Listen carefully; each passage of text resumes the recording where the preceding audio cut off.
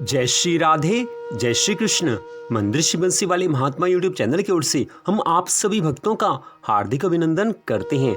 आज हम आपको सुनाने जा रहे हैं श्रीमद् भागवत महापुराण के 5वें स्कंद के 14वें अध्याय की परम पावन कथा। इस अध्याय का नाम है भवाटवी का स्पष्टीकरण।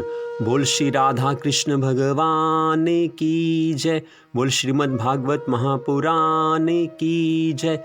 पिछले अध्याय की कथा में आपने सुना था कि श्री जड़ भरत जी महाराज ने राजा रघुगण को एक व्यापारी की कथा सुनाई है, जिससे कि राजा रघुगण को कुछ ज्ञान हुआ है। अब उससे आगे की कथा श्री सुखदेव जी महाराज कहने लगे हैं कि हे राजा परीक्षित, राजा रघुगण को जड़ भरत जी महाराज ने ज्ञान की अनेक बातें बताई हैं। स्पष्ट उनको कहा है कि हे राजन, जब तक मनुष्य के मन से अहंकार नहीं जाएगा तब तक उसको संत महात्माओं की बात समझ में आ ही नहीं सकती।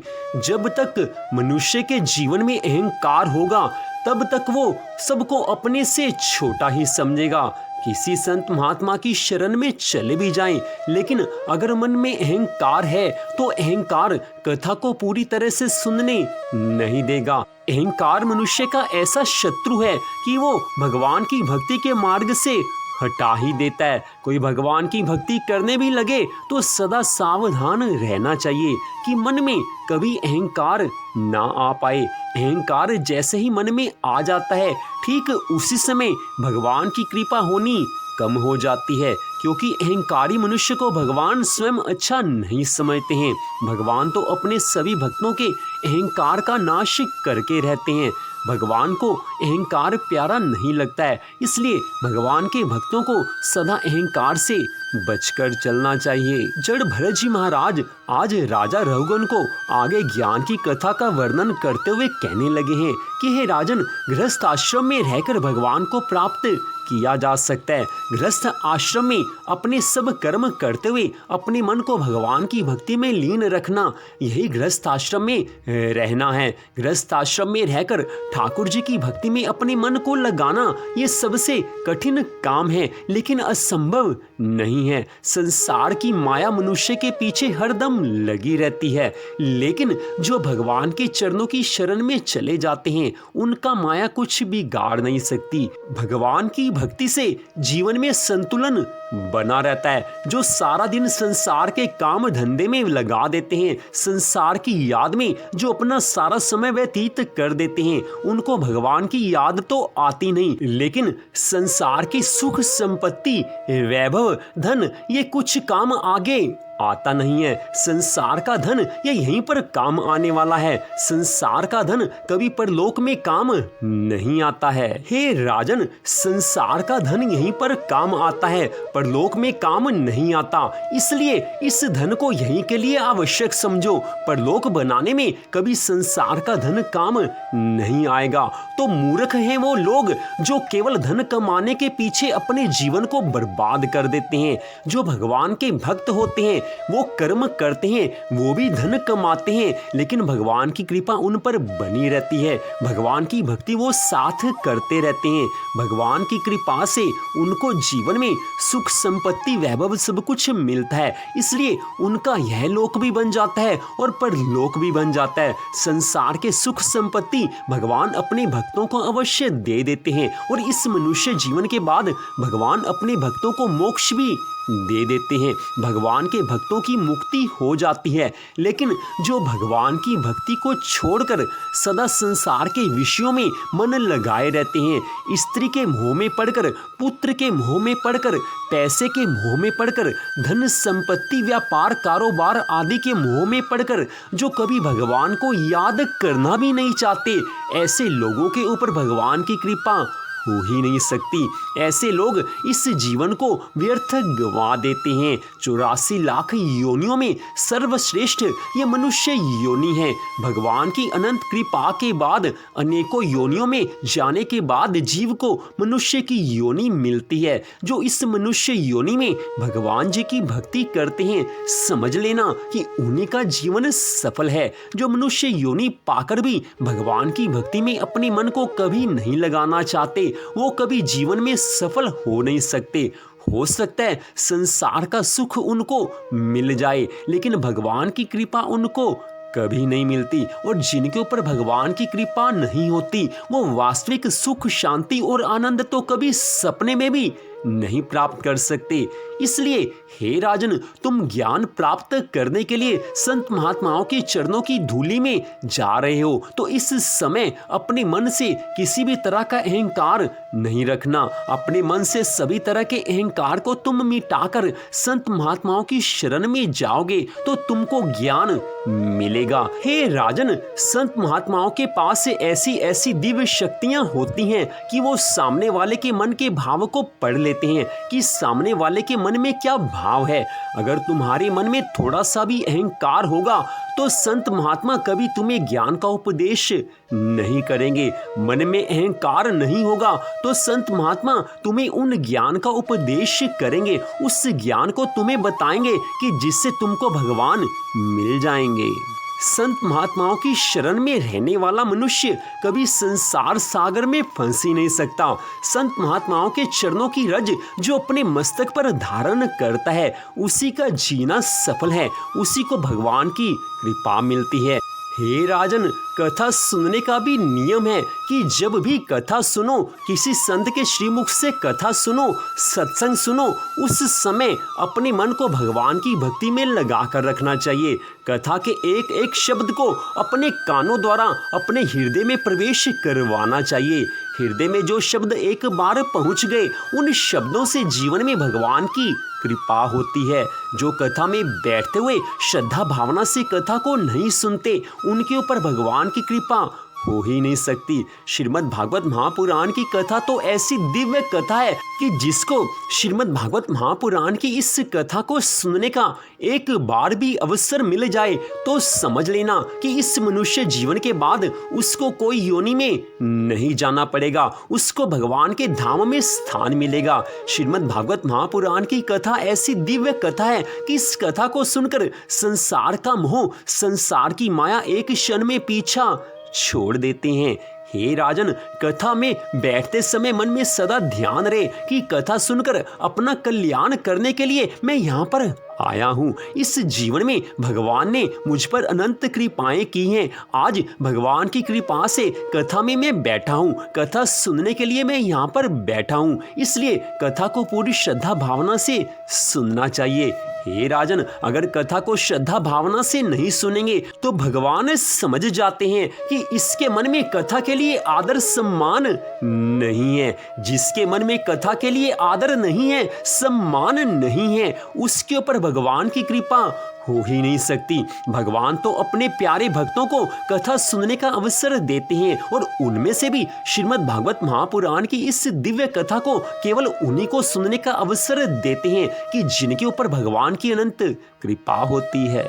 बड़ी सुंदर कथा का वर्णन आज श्रीमद् भागवत महापुराण के इस प्रसंग में किया जा रहा है। श्रीमद् भागवत महापुराण की कथा वास्तव में ऐसी दिव्य है कि जिसका मन एक बार भी इस कथा में लग जाए, इस कथा से जिसको प्रेम हो जाए, वो इस कथा को सुनना छोड़ ही नहीं सकता। लेकिन इस कथा को सुनते समय एक सावधानी जरूर रखनी चाहिए कि कथा सुननी है, पूरी श्रद्धा भावना से सुननी है।